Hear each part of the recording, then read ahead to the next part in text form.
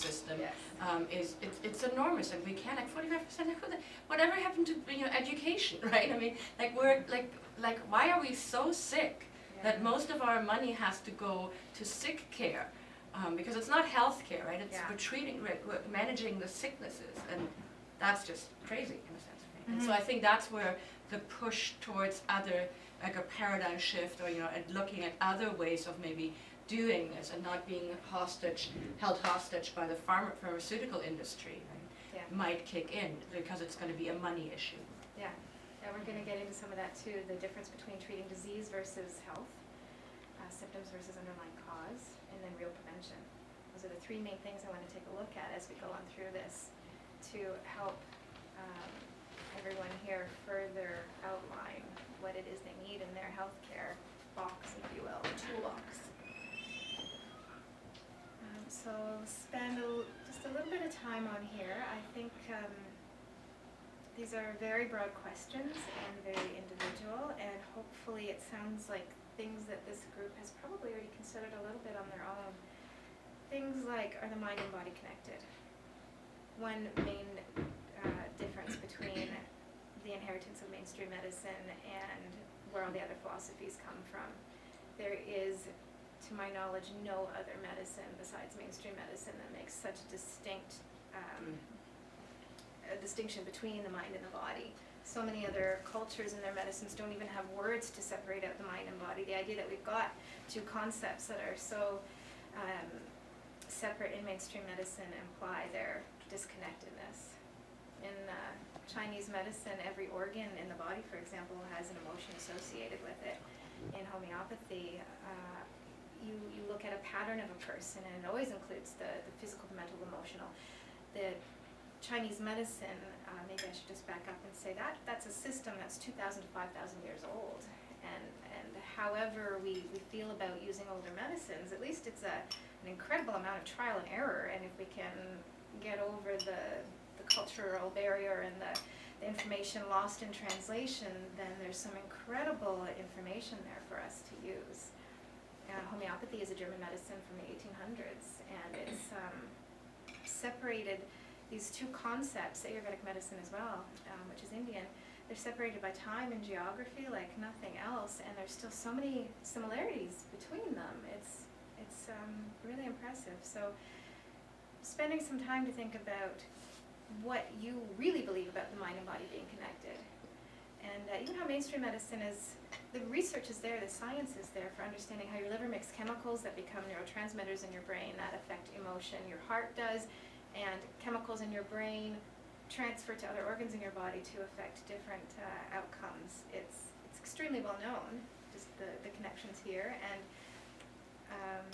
even right down to the point of connecting how the liver and anger have a biological or biochemical foundation that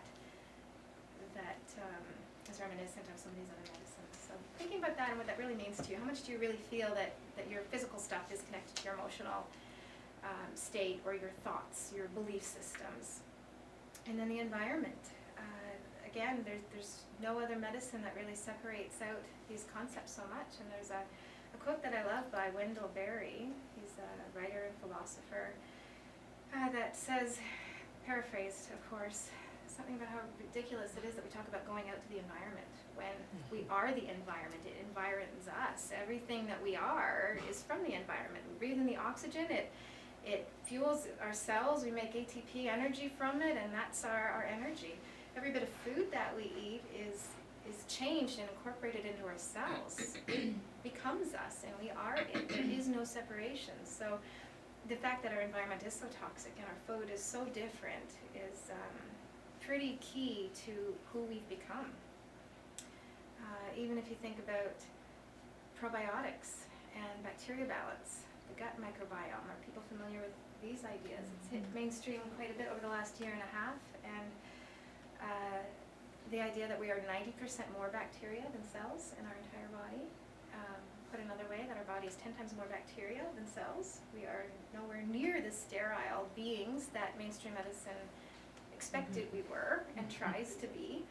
And these bacteria, the majority of them exist in our gut, for example, which is where 60 to 90% of our immune function exists, and they tell our immune system how to behave. They tell our mucous membranes in our entire gut how to behave, what food to let in, what not to let in. It keeps it healthy. It makes vitamins for us. We end up with vitamin deficiencies if we don't have these good guys.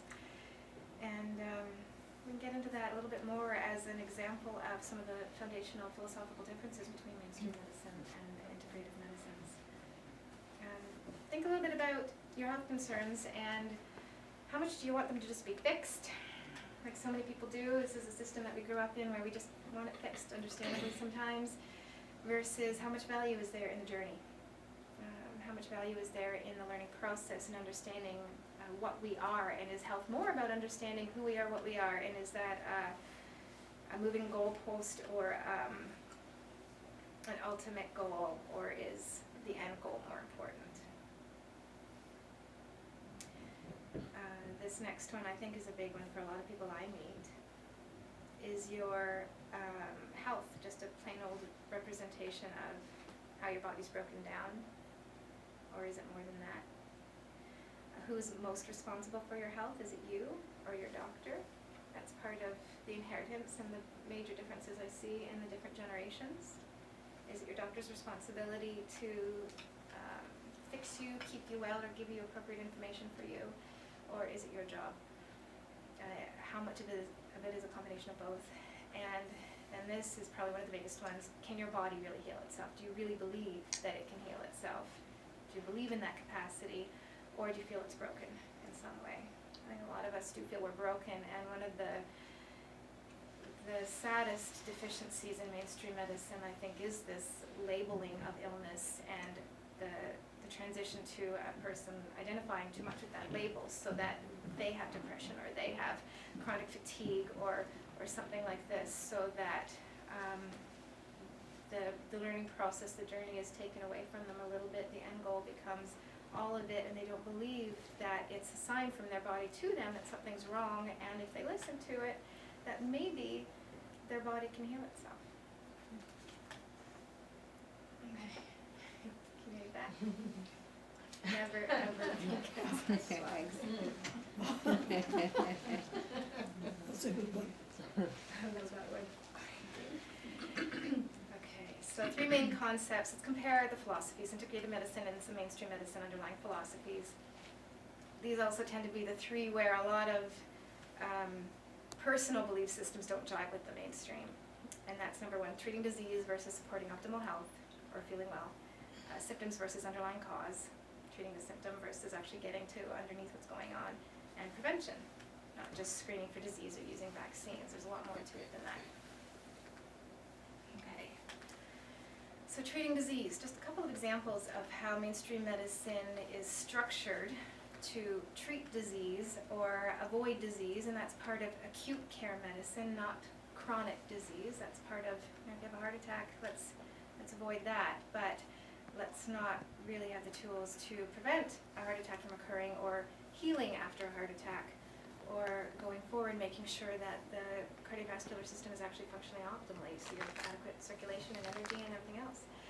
We have this idea of recommended daily intakes or dietary reference intakes, daily values, all those numbers that you see on the side of cartons that I think are really confusing actually, and we can spend a lot of time trying to pull it apart and say, well, how much calcium am I supposed to have? How much vitamin D am I supposed to have? And these are guidelines for a population and not an individual. They do have some political components for sure. These values are established by standing committees appointed by Health Canada, and a lot of their recommendations are based on